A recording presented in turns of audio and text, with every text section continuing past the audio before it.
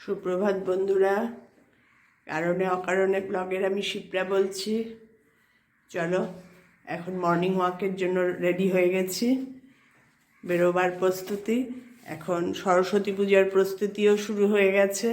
বুধবার দিন পুজো, দেখি কালকে ঠাকুর আনতে যাব, আজকে পুরনো ঠাকুরকে বিসর্জন দেব।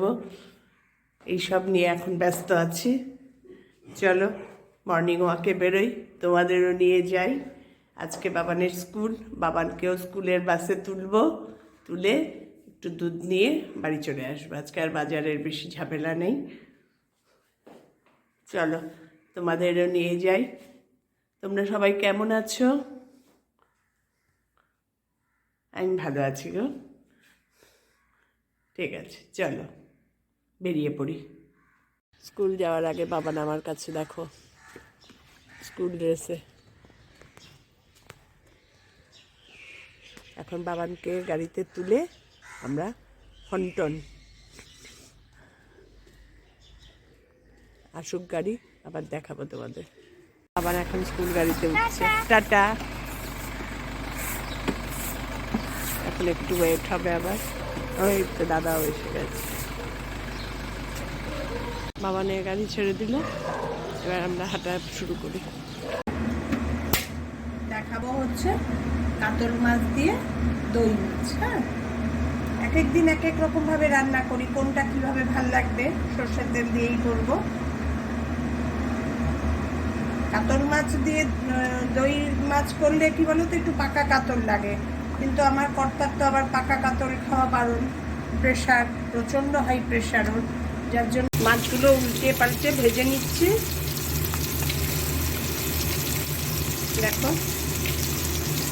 তবে দই কাতল করার জন্য মাছগুলো কিন্তু একটু ভালো ভাজা করতে হয়, একটু কড়া ভাজা না হলে না ভালো লাগে না। সেই জন্য একটু মাছগুলো কড়া করেই ভাজছি।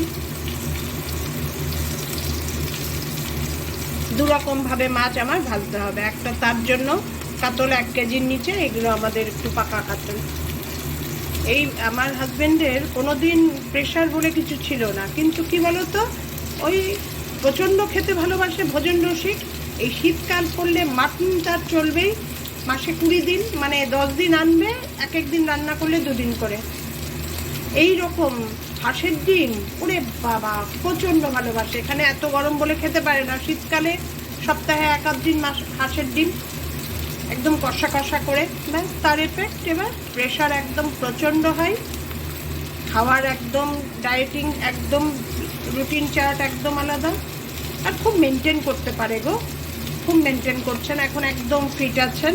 যার জন্য আমিও আর বেশি জোর করে কোনো কিছু করাই না, যে এটা খাও এটা খাও, কিচ্ছু জোর করি না, যেভাবে উনি খেতে চান সেভাবেই। মাছগুলো উল্টে পাল্টে ভাজা হয়ে গেছে, এবার তুলে নিচ্ছি।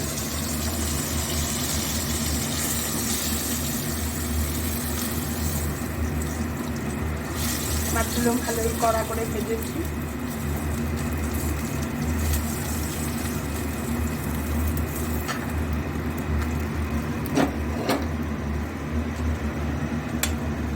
এবার এই মাছগুলো ভেজে নেব, এগুলো একটু কড়া করে ভেজে নেব।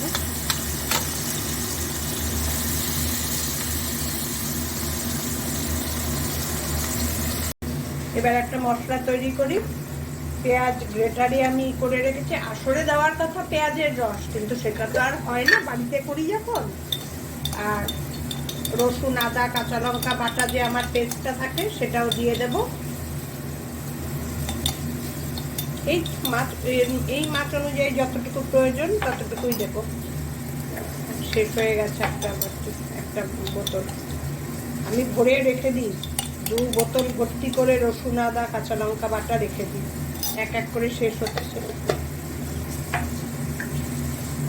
তার সঙ্গে দেব হলুদের গুঁড়ো,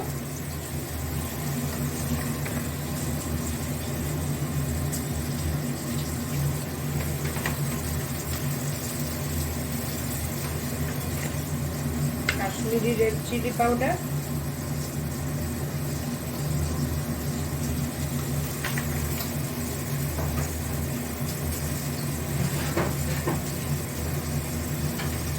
আর একটু ধনে জিরে গুঁড়ো, খুব বেশি না, অল্প একটু দেবো।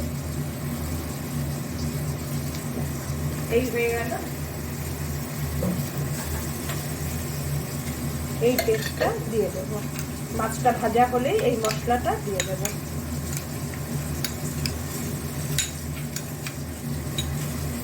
উল্টে পাল্টে ভাজা হয়ে গেল। মাছ ভাজা হতে হতে আমার পেস্টও বানানো রেডি। এবার মাছগুলো তুলে নেব।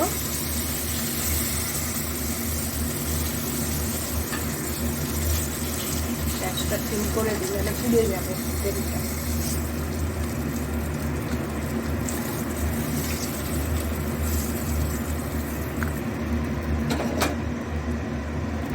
এই তেলের মধ্যে দুটো এলাচ আর দারচিনি মানে গরম মশলা একটু ফোড়ন দেব,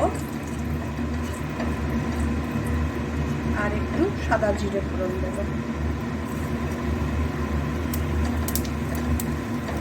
এগুলো একটু ভাজা ভাজা হোক।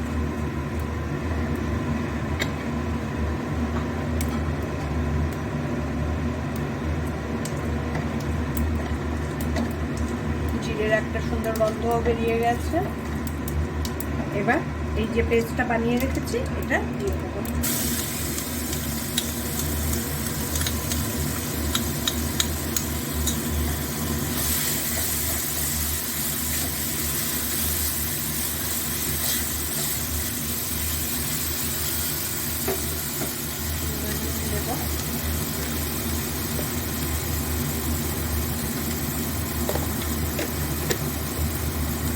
এবার এই মশলাটা একটু ভাজা ভাজা হবে।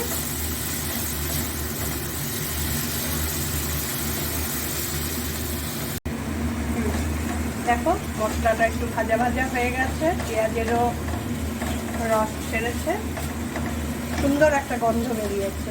এবার দই আমি রেডি করে রেখেছি, এখানে বাড়ির পাতা আমার দই একটু নুন দিয়ে ফেটিয়ে রেখেছি। এবার এটা দিয়ে দেবো। দইটা একটু পরিমাণ মতো দিতে হবে, দই একদম অল্প দিলে, আর দই যখন দেবে গ্যাসটা সিম করে দেবে, তারপরে তা না হলে অনেক সময় দইটা কেটে যায়। এই এবারে দইয়ের বাটিটা ধুয়ে একটু জল দেব।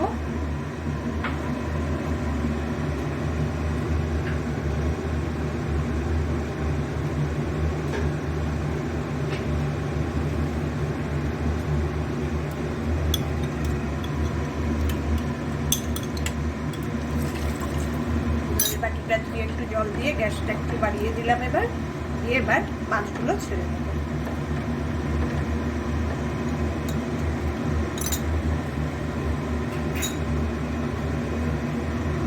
একটু একটু ফোটা ফোটা মতন উঠলে, না উঠলেও কোনো ব্যাপার না, মাছগুলো ছেড়ে গ্যাসটা সিম করে ঢেকে রেখে দেবো। এবার একটা উতলান উঠলেই গ্যাস সিম করে দেবো, কারণ বেশি ফুটলেই দই অনেক সময় কেটে যায়, ম্যাক্সিমামই কাটে না কিন্তু তাও।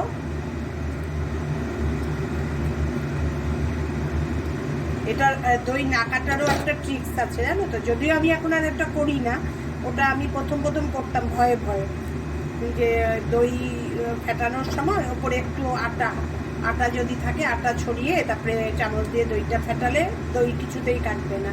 যখন প্রথম প্রথম আমি রান্না করতাম তখন করতাম, এখন একটু পাকা রাঁধুনি হয়ে গেছে তো এখন আর ওসব আর মনে হয় না।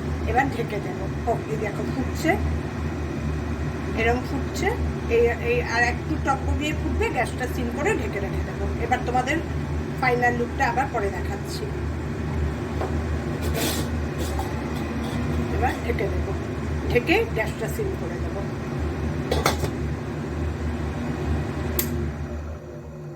আমার দই মাছের ফাইনাল লুক দেখো, টকবক করে ফুটছে অথচ দই কাটেনি।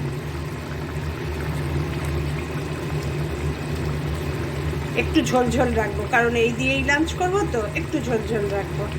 তাই আমার কর্তার কথা বলছিলাম, যেটা এত ডিসিপ্লিন ভদ্রলোক জানো না, উনি এত ডিসিপ্লিন, অথচ খাওয়া দাওয়া দেখো ভোজন রসিক যারা হয় এই জন্য সবসময় কন্ট্রোলিং খাওয়াটা সবসময় দরকার জানো তো।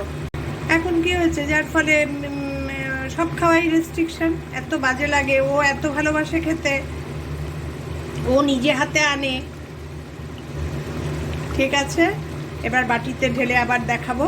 এখন আমি গ্যাসটা ঢেকে অফ করে দেব। আমার কমপ্লিট গ্যাসটা। এবার এটা ঢাকবো, ঢেকে গ্যাস অফ করে দেবো। একদম রান্না আমার কমপ্লিট।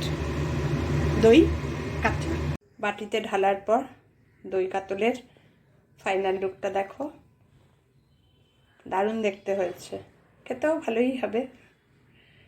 এইভাবে করে দেখো, ভালো লাগবে। বেশি মশলাও লাগে না, বেশি ঝামেলাও লাগে না, একটু দইটা লাগে, আর দইটা তো ভালোই শরীরের পক্ষে। ঠিক আছে, দেখো, দেখতে থাকো। আজকে ফ্লাওয়ারগুলো এনেছি, তার সঙ্গে বাবানের দেখো new haircut, new looks. লাঞ্চের পর বাবান এখন পড়তে বসেছে, এক্সাম আছে, আনসিন বেঙ্গলি ডিকটেশন, এখন লেখাতে বসবো। বাবান মুখ তোলো। সবাইকে একটু হ্যালো বলো। হ্যালো হ্যালো, গুড আজকে afternoon. Good afternoon, very good. চলো, বাবানের সঙ্গে আজকে দেখা করিয়ে ব্লগটা এখানেই শেষ করছি। তোমরা সবাই ভালো থেকো, সুস্থ থেকো, আমার চ্যানেলটাকে সাবস্ক্রাইব করে দিও। টাটা।